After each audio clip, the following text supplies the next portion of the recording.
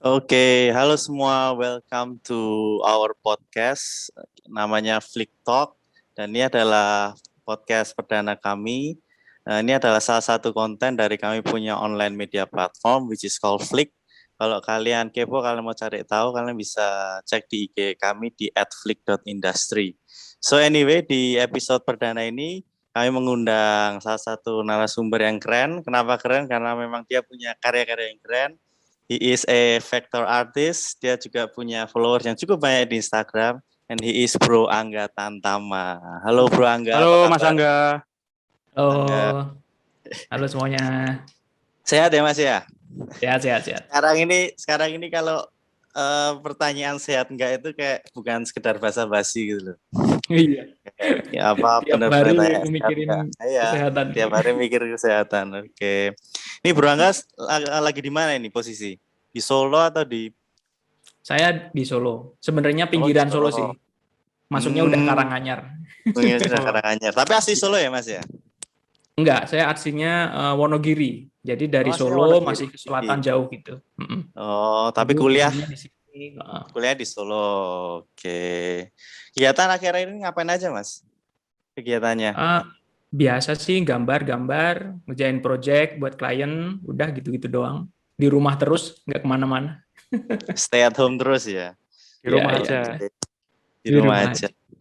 Oke, guys, sebelum kita lanjut ke lebih jauh, mungkin kita kenalan lebih dalam lagi dulu ya tentang Mas Angga ini ya. Mas Angga ini siapa? Ya kerjanya di mana? Mungkin udah berkeluarga belum dan sebagainya deh. Mungkin Mas Angga bisa jelasin?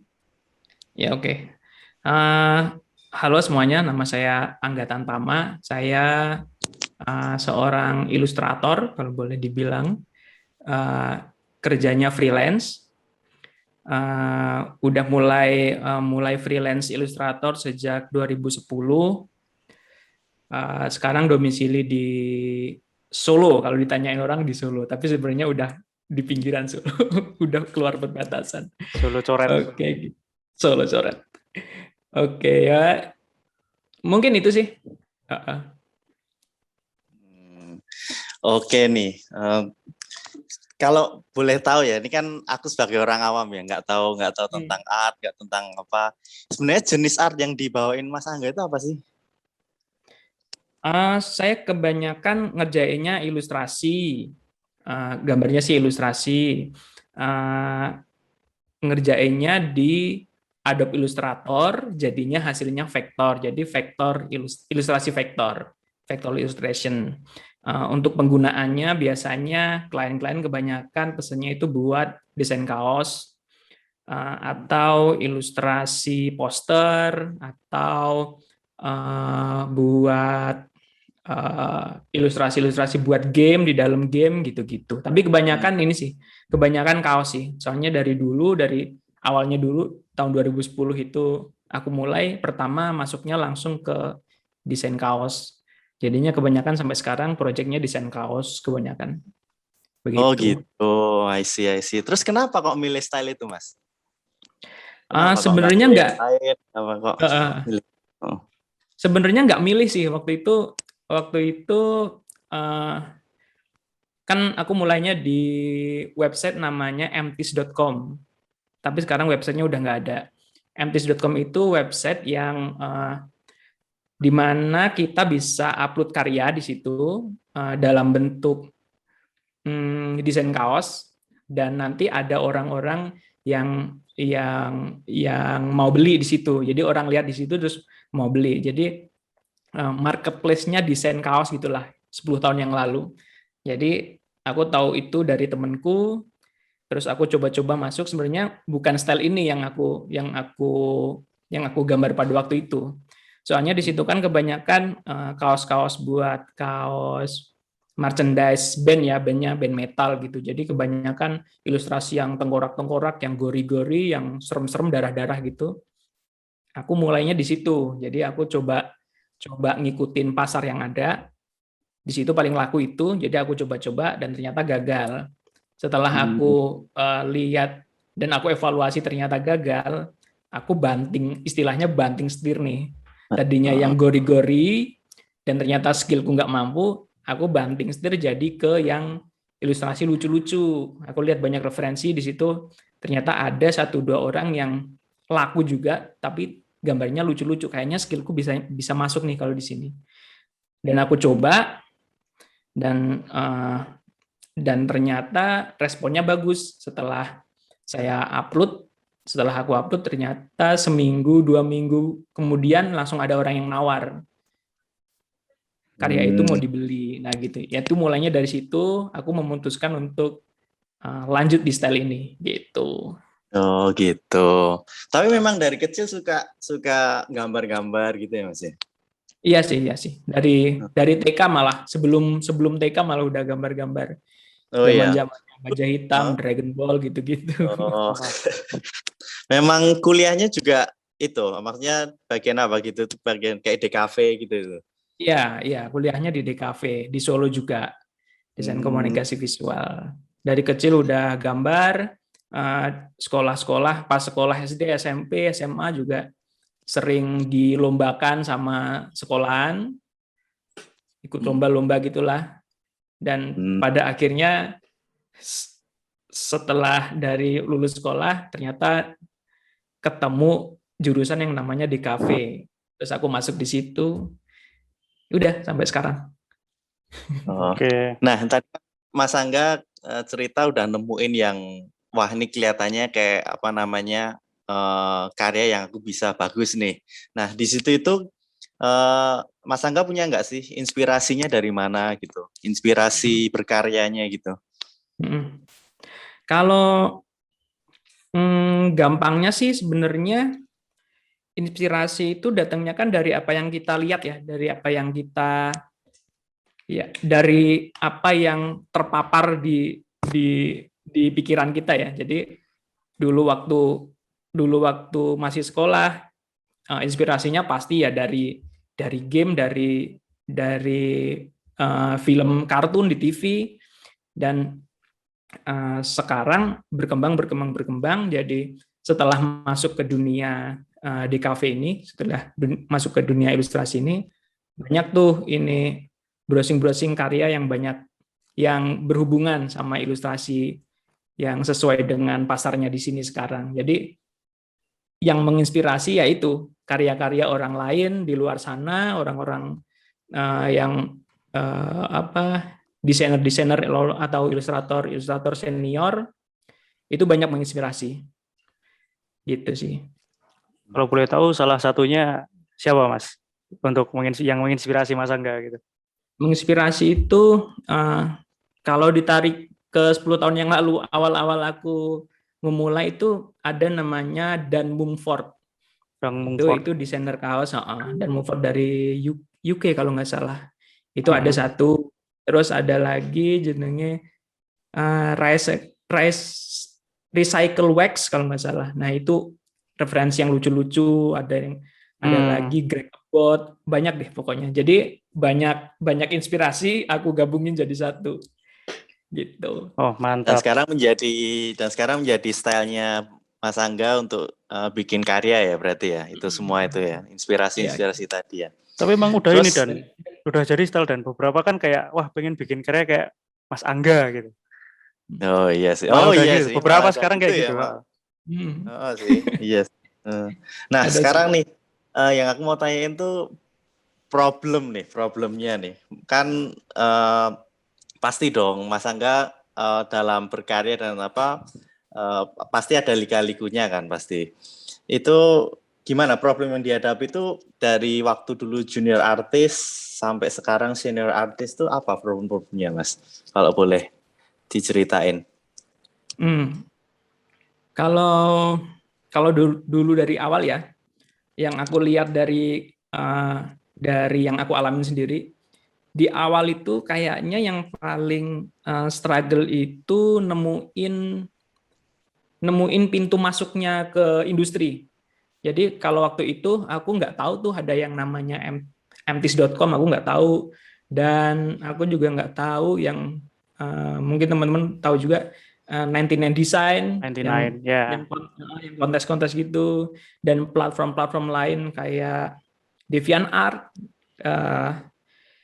Behance dan lain-lain aku belum tahu di situ. Instagram belum ada ya waktu itu. Kayaknya belum ada sih. Jadi jalan masuk pertama itu yang aku dulu struggle carinya gimana sih. Nah, setelah tahu karena informasi dari temen, informasi dari luar, struggle-nya tuh berubah jadi setelah tahu marketnya masuknya di mana, struggle-nya berubah lagi jadi gimana cari klien, gimana karya saya bisa dibeli sama orang nih, aku bisa hidup dari karyaku sendiri. Nah, ininya struggle-nya mungkin di situ. Setelah itu mungkin struggle selanjutnya setelah menemukan klien mungkin lebih ke ini ya, growth ya, perkembangan diri sendirilah. Jadi ngembangin skill, ngembangin kemampuan untuk memanage diri sendiri, dan lama-kelamaan kalau udah punya tim, kalau udah bisa hire orang juga gimana belajar buat memanage orang lain. Mungkin struggle-nya di situ sih. Oh, berarti udah punya freelancer juga ya, Mas Angga? Ada beberapa. Jadi ada orang teman yang bantu, temanku sendiri sih. Jadi kerjanya santai, nggak ngantor, cuma di rumah masing-masing. Mantap. Nah, ini sekarang kan Mas Angga ini berarti udah kayak senior artis gitu ya. Nah, berarti kan rate karyanya pasti juga harganya juga mahal dong, pasti kan. Nah, kalau boleh dibocorin tuh kira-kira rate harga karyanya itu berapa, Mas? Atau kalau nggak mau ngomong nominal bisa disamarkan dengan misal harga motor apa deh gitu. Sekarang ini. Waduh, disamarkan dengan mata uang Yunani ya. Waduh, ntar harus Google dulu dong. Harus pindahin kurs dulu dong. Aduh. Sebenarnya kalau soal junior artis sama senior artis itu kan kalau di luar negeri kalau nggak salah yang berkarir 5 tahun itu junior artis ya. Setelah lebih dari 5 tahun itu senior artis ya. Ya, kebanyakan kayaknya ukurannya gitu ya. Tapi kalau di Indonesia kayaknya agak term itu nggak begitu populer ya kayaknya ya. Jadi soal masalah harga yang baru 3 tahun pun harganya bisa melebihi dari orang yang udah 10 tahunan kayak aku. Sebenarnya dari junior dan senior artis soal harga kayaknya kalau di dunia freelance online ini kayaknya nggak begitu ngaruh sih. Tapi yang aku pelajari harga itu selalu berkembang. Jadi setiap artis beda-beda. Karena yang dilakukan juga beda-beda, kebutuhannya juga beda-beda, kliennya juga beda. Sangat beragam sih. Tapi kalau aku masih di kisaran ratusan sampai ribuan dolar. Belum sampai ke belasan ribu dolar. Gitu. Jadi yang ribuan dolar juga masih di bawah sih, nggak sampai hampir menyentuh $10.000 itu enggak. Nah, jadi ya masih tipis-tipis lah. Tapi kalau ngomongin soal junior sama senior artis itu kayaknya di dunia freelance nggak begitu ngaruh sih kayaknya. Teman-temanku banyak sih yang baru 3 tahun, baru 2 tahun itu harganya udah tinggi juga. Nah, ini menarik nih. Ini menarik nih. Jadi kayak nggak ada kayak maksudnya kayak istilahnya apa ya, senioritas ya. Jadi kayak yang masih junior bisa aja punya karya yang bagus dan dijual lebih tinggi dari yang senior. Bisa gitu juga ya. Bisa. Yang aku mau tanyain itu pelanggannya ini, si buyer-nya ini, itu kayak banyak orang Indo, apakah banyak juga? Karena sebagai ini dari sudut pandang orang awam ya, yang nggak terlalu paham tentang art ya, di Indonesia ini menurutku apakah udah harga itu seperti tadi yang diomongin Mas Angga, ratusan sampai ribuan dolar itu orang Indo tuh apa udah willing to pay gitu untuk sebuah karya art? Ini bukan apa-apa ya, karena memang aku nggak paham, atau memang klien-kliennya, buyer-buyernya Bro Angga ini dari luar Indo atau gimana? Gimana sih Kebanyakan maksudnya perkembangan konsumerisme tentang art ini di Indo menurut Mas Angga? Oke. Kalau klienku sendiri kebanyakan dari luar ya, dari luar negeri. Di Indonesia untuk saat ini nggak ada sama sekali yang aku handle, nggak ada.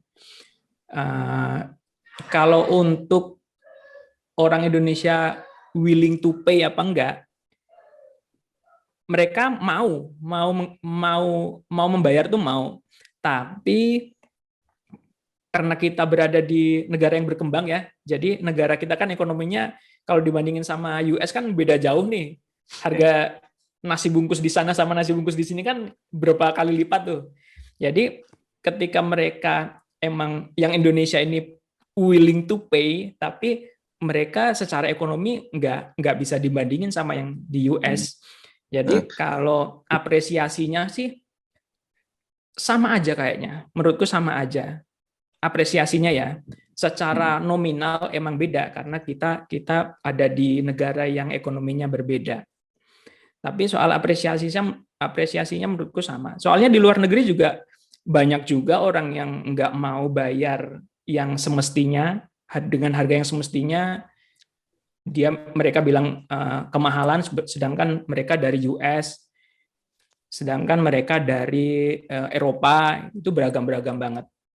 Begitu. Kalau apresiasinya sih sama, tapi mungkin nominalnya doang berbeda karena kita ekonominya berbeda nih, kita sama yang di luar sana. I see. Untuk ini Mas Angga, berarti kan tadi kayak senior dan junior di Indonesia kan Mas Angga bilang kayak tidak kelihatan patokannya gitu. Tapi kan tetap ada ini Mas, kayak berapa jenis karya atau kualitas yang dimana sih untuk mencapai level sekian gitu. Kan pasti tetap ada kan, kayak itu nggak ada patokan tapi ada patokan, pasti kan begitu. Nah itu gimana Mas? Menurut Mas Angga? Gini, soal gimana ya? Jadi patokan si artis biar dia bisa mantok harga segini gitu ya? Atau ya gimana? semacam gitu. Gitu ya. Kalau patokan, sebenarnya kita bisa ini sih, bisa browsing sih, browsing aja fee per jam atau gaji per jam ilustrator misalnya. Gaji per jam ilustrator di US misalnya gitu. Jadi kalau misalnya kita dapat klien dia bilang dari US, kita coba tuh cari fee per jam ilustrator di US berapa. Rata-ratanya berapa. Nah, nanti ketemu tuh sekitar 20 atau 20 sampai 30 dolar per jam kayaknya. Nah, itu bisa tuh kita formulasikan. Kita kerjanya satu ilustrasi itu berapa jam, yang nggak diulur-ulur ya, yang nggak dicepetin banget, yang nggak diulur-ulur banget, rata-rata berapa jam. Nah, satu ilustrasi itu misalnya 10 jam jadinya. Nah, 10 jam kali 30 dolar. Jadi berapa tuh? 300 dolar misalnya, 300 dolar per ilustrasi. Itu kita bisa mematok harga dengan patokan seperti itu. Tapi si artis ini perlu juga melihat ke dalam dirinya juga. Ketika kemarin harganya dia ini 100.000 per gambar, ketika besok dia mematok 300 juta yang mana berapa 300 dolar yang mana sekitar 4 jutaan, dia worth it nggak tuh? Dia bisa ngehandle project yang dia anggap sangat mahal ini nggak? Jadi itu bergunanya untuk ke ke perkembangan si artis itu sendiri. Jadi kalau boleh aku saranin sih, sekarang hargamu berapa? Coba perlahan-lahan naikin perlahan-lahan, naikin lagi. Besok kalau ada klien lagi, naikin lagi sedikit. Jadi kamu eksperimen terus. Jadi ilustrator itu eksperimen terus. Aku juga sampai sekarang belum final, hargaku juga belum final. Aku juga setiap ada klien masuk, aku menimbang-nimbang dia dari mana, aku punya waktu apa enggak untuk ngerjainnya, deadline-nya panjang apa sempit, kerjaannya berat apa enggak, nanti itu ngaruh semua ke berapa aku mau kasih harga. Tapi kalau teman-teman yang masih baru mulai, bisa dengan cara itu sih. Per jam browsing di internet, per jam harganya Illustrator berapa, dan kalikan. Start dari situ. Nanti kalau kira-kira pada nolak-nolak semua, selanjutnya turunin lagi. Kayaknya banyak yang nolak nih, aku butuh kerjaan, agak turunin lagi. Cari yang mau gitu. Intinya eksplorasi terus. Nah, sekarang kalau platformnya nih Mas, tadi kan udah misal nih kita udah siap nih, kita siap untuk jual karya kita nih. Nah, itu platformnya di mana ya? Mungkin Mas Angga bisa sharing untuk pemula atau yang untuk baru mulai, atau mungkin yang juga sudah intermediate, sudah advance gitu. Platformnya itu di mana ya? Biasanya sih. Biasanya menurut atau yang Mas sedang Angga. Mas Angga apa istilahnya? Atau yang sedang jalanin. Sebenarnya ada banyak ya yang kalau teman-teman mau cari jual karya di internet itu jalannya banyak banget. Tapi kalau yang aku lakukan sekarang ada project biasa, project klien biasa. Jadi aku membangun portofolio, aku majang karyaku di internet sebanyak-banyaknya. Nanti dari situ itu akan menarik klien masuk. Jadi dari portofolio itu orang akan tertarik dan aku dihubungi, terus terjadilah project commission work itu. Itu yang pertama. Terus yang kedua ada beberapa yang lain, teman-teman bisa coba cari di ini Microstock bisa. Microstock aku juga punya Microstock, tapi meskipun hasilnya nggak begitu bagus di aku, tapi itu bisa aku rekomendasikan. Microstock seperti shutterstock.com, freepik.com, seperti itu. Jadi kita jualan karya di situ, terus nanti kalau ada orang yang download, kita dibayar per download. Dan ada lagi website-website POD namanya, print on demand. Jadi misalnya kita punya desain kaos dan kita upload karya kita di website POD itu, print on demand itu, terus nanti setiap ada orang yang beli karya kita dalam bentuk kaos misalnya di situ, nanti kita dikasih royalti berapa persen dari penjualan. Itu POD. Terus yang terakhir ini aku coba belajar di NFT, jualan NFT. Menarik nih. Ini yang lagi happening nih, NFT. Lagi happening ya. Lagi booming ya. Lagi booming. NFT itu intinya jualan karya yang analoginya bisa kayak seniman-seniman galeri, tapi sekarang di digital tanpa middleman gitu kan ya, maksudnya nih NFT nih. Kalau mungkin bagi teman-teman yang belum paham nih NFT nih, non fungible token nih. Nah itu mungkin Mas Angga bisa, karena aku tertarik tentang NFT ini. Cuman aku belum nemuin gimana sih maksud ringkasnya tentang NFT itu loh. How we start gitu loh. Misal kita punya karya nih, itu gimana sih prosesnya? Mas Angga udah nyobain lama ya NFT ya? Udah hampir setahun sih. Tapi setahun yang lalu buat akunnya dan aktif lagi sekitar 3 bulan yang lalu, 4 bulan yang lalu lah. Nah itu kayak gimana? Maksudnya kayak prosesnya itu gimana dari kita upload sampai orang itu beli karya kita, terus kita terima uangnya itu gimana sih? Kalau boleh diceritain Mas, prosesnya NFT itu. Agak rumit sih ini. Makanya, Oke. makanya Ya, kalau jadi kalau tanya yang udah ngalamin kan mungkin bisa ceritain yang inti ringkasnya gitu. oke. Jadi secara garis besar kan kata tadi ya, NFT itu kayak kita jualan karya di galeri, tapi ini di dunia digital gitu. Jadi mulai dari awal, kalau dari awalnya kita punya karya nih, terus di luar sana banyak platform-platform marketplace NFT yang banyak banget di sana. Kita bisa masuk ke salah satu dari marketplace itu, terus nanti kita upload karyanya di situ, kita masukin karyanya ke sebenarnya ini perlu diketahui buat awam nggak ya? Jadi aku bingung juga. Nah, ini mungkin kalau yang lebih advance nanti kita bisa bikin workshop Bisa aja Mas bikin kita. workshop nih, mungkin bisa nih Buat Mas. teman-teman Kita bisa nih. bikin workshop nih. Buat teman-teman kalau mau start doing NFT mungkin bisa ya teknisnya ya. Kita adain workshop ya sama Sangga ya. Gimana menurutmu?